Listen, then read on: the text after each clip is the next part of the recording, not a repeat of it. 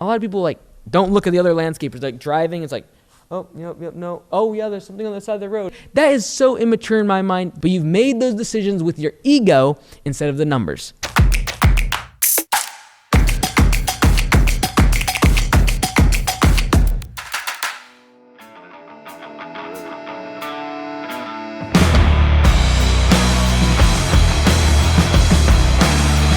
According to Forbes, 80% of small businesses that get started today will fail within the first 18 months. Now, the SBA, the Small Business Administration, paints a slightly better picture by saying that in the first 1 year, 20% of small businesses will fail, and that over the course of the first 5 years, less than half of small businesses will actually survive. Not just grow or make money, but actually just survive, just still be open after 5 years. So today I'm going to be talking about lawn care and landscaping specifically. I'm going to be talking about 10 different reasons why I feel like so many small business owners, and more specifically lawn care and landscapers, fail within their first few years.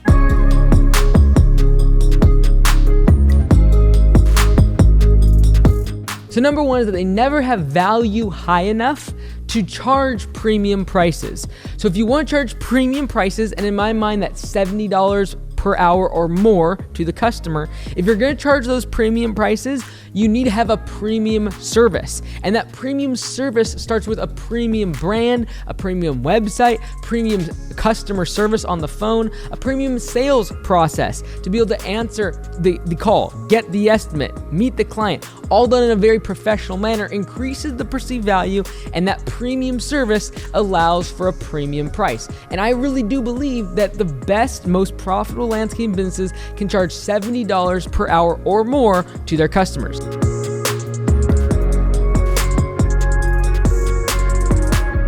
The second reason why I see so many landscaping businesses fail is that they just simply don't get through the first 2 years of pain and torture. The first 2 years of starting your lawn care business are extremely difficult. It's usually in the third year that I see business owners actually start to get some momentum, actually start to get some confidence and traction in their market, some brand awareness, leads start coming to them for a much lower cost, if not for free because of word of mouth. And usually within those 2 years, most people will either give up or get distracted with other possible money-making ventures.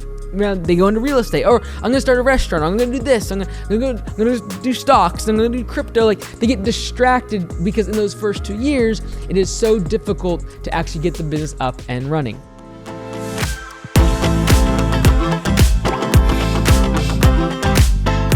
The third thing that most lawn care businesses will fail is because they struggle with the emotional roller coaster caused by having employees. So hiring and firing and people walking up the job and employees making mistakes or showing up late or giving a last minute, 5 minutes before they're supposed to show up, they call out sick.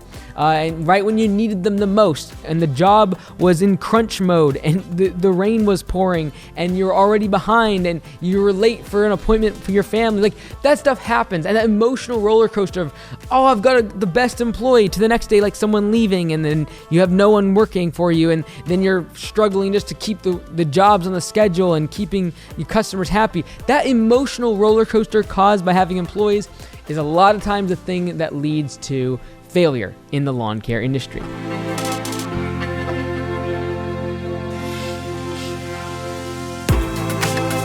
The fourth reason is a lot of landscapers will take customer criticism and mistakes way too seriously.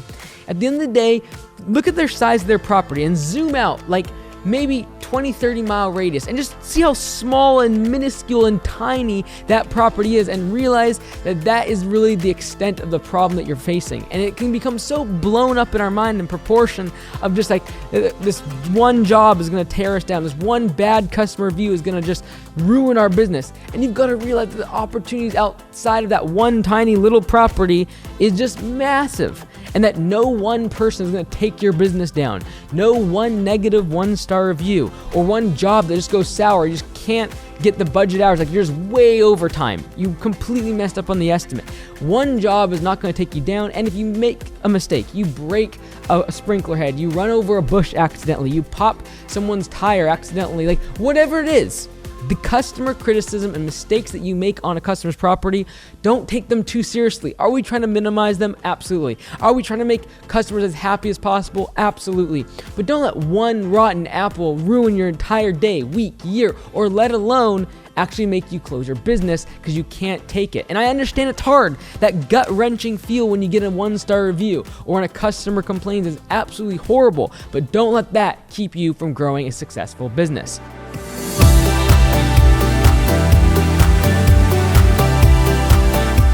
The fifth reason why landscaping companies fail is because they grow too fast. All right, I didn't say they grow too big. I said they grow too fast. And because they haven't scaled out in an efficient manner, now they have a lot of holes and gaps. They don't have their admin or their accounting done correctly. They're not billing and invoicing. Now they have this massive accounts receivable.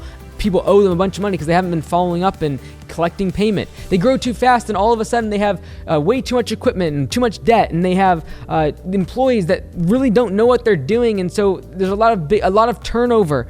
And all these things are caused by just growing way too fast.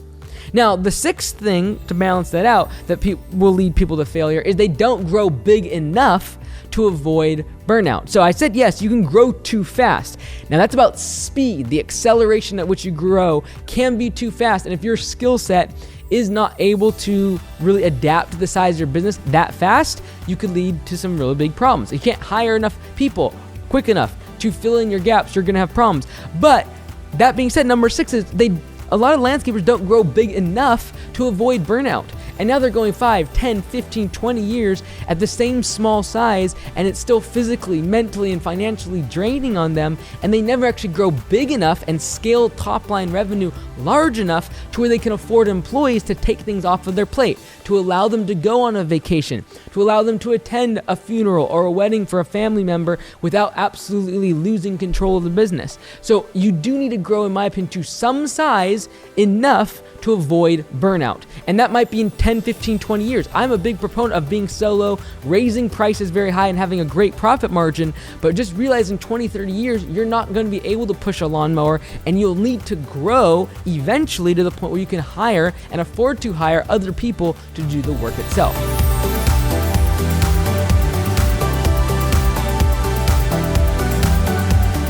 Number 7 is that a lot of landscapers add way too much debt to fuel the growth caused by expanding their service offering. So they keep offering all these different services. I'm going to do excavation, and I'm going to do grading, do paver patios, and I'm going to do pools, and water features, and I'm going to do lighting, and I'm going to do bush trimming, and then I'm going to do tree service. And they start adding all these services, and in order to get all these services, you got to keep adding equipment. Now I need a bucket truck, now I need a dump truck, now I need an excavator, now I need a skid steer, now I need a track loader. And they start getting all of this equipment, and it's all fueled by debt. And the reason they're getting all this debt is because they're growing, and they'll keep buying into the equation. I got to keep growing. I got to keep growing. This is great. I'm getting more trucks, and I'm getting more employees, and I'm growing my business. But you're doing it in a way that's the least profitable, and that is growing service offering. By adding more services and therefore needing more equipment, a lot of people will go into more and more debt to finance all those trucks and finance all that equipment. And that margin that's being made, the profit margin, is much lower because you're adding services instead of just taking your core competencies, your 3-4 services that you're really good at, and just doubling down on those and making them extremely profitable as the business is growing.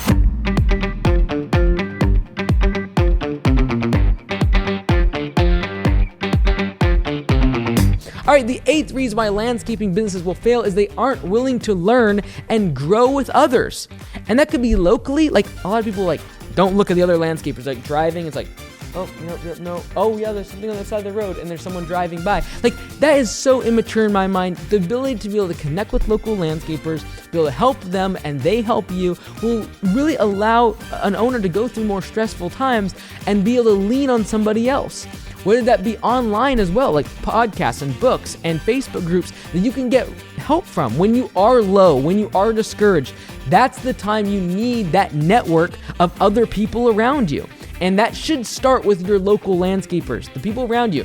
Go take them out for lunch, give them a job or two. If you focused on your core competencies, you can give work away for all the other services that you don't really want. That creates goodwill, that creates a network of people that you can lean on, and then you can potentially help them grow their business as well.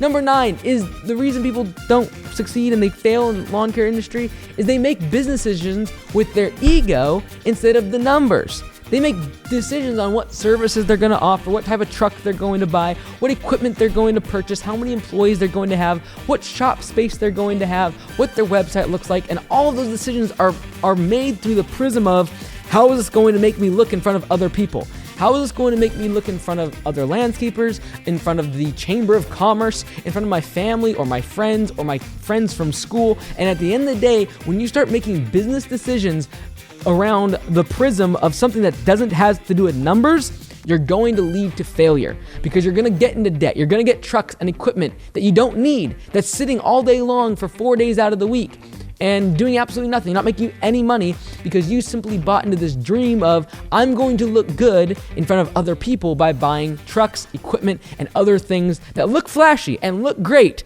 but you've made those decisions with your ego instead of the numbers.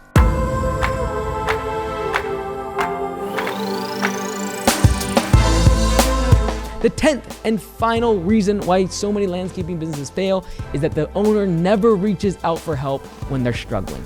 And I know what it's like to be struggling and financially not having a lot in the bank and kind of being at your wit's end and stressed out and just kind of worn out from a long year and employee issues and customer issues. I understand that. But in that moment, you've got to dig deep and realize that's the time you need help. You need to reach out and get help. I know it's hard. I know in the moment you feel ashamed or you feel like a failure, but you need to reach out and ask for help from other people. And that's why it's so important to create that network of other individuals that you can lean on, either locally or through a franchise like Augusta Lawn Care or coming to our conference, Landscape Summit in January. Like, you gotta come together so that when you are feeling like a failure, when you want to throw in the towel, when you want to give up, there's someone to reach out to and ask for help. And that's not easy. That's a position of a lot of humility and just realizing and recognizing and admitting that you might have failed. And that's fine. But the objective here is don't give up. Those first 2 years are going to be brutal. They're going to be difficult. But years 3 and beyond is when you can start pulling the lever of profitability, raising your prices, getting your business to the point where you can actually make it a sustainable business that runs without you. I'm Mike Andes. I hope that was helpful. And if it was, check out landscapebusinesscourse.com, lawncaremedia.com, and lawncarewebdesign.com to grow your lawn care business. Hey everyone, I'd like to invite you to Landscape Summit. It's a conference I have in January. It's gonna be the 13th, 14th, and 15th of January, 2022. It's here locally, and I'm really looking forward to meeting other landscapers like yourself that wanna grow their business.